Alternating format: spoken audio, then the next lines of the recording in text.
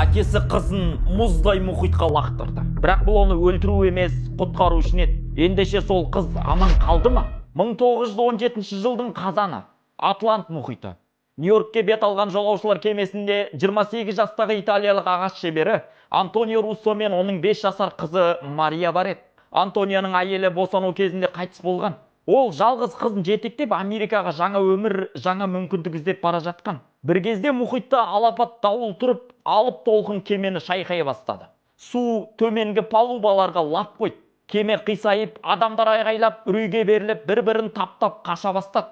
Антонио қызын құшағына қысып, суға батырмай алға ұмтылды. Бірақ адамдар тым көп, ал уақыт тым аз еді. Ол құтқару қайықтарына жете алмайтынын түсінді. Сол сәтте ол сынған терезеге жетті.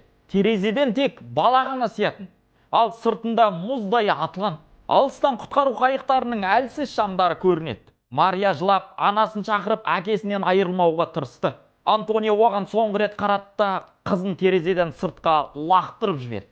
Сосын бар даусымен «100 Мария, жарыққа қарай 100, кемелер жақын, 100» деп айғайлады.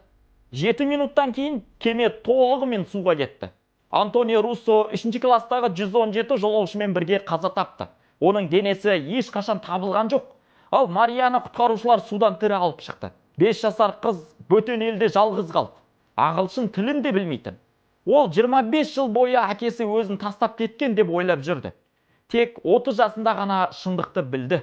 Әкесі оны тастамаған, керісінше өз өмірін құрбан етіп, қызына өмір сыйлаған. Мария Руссо ұзақ өмір сүріп, 92 жасында дүниеден өтті.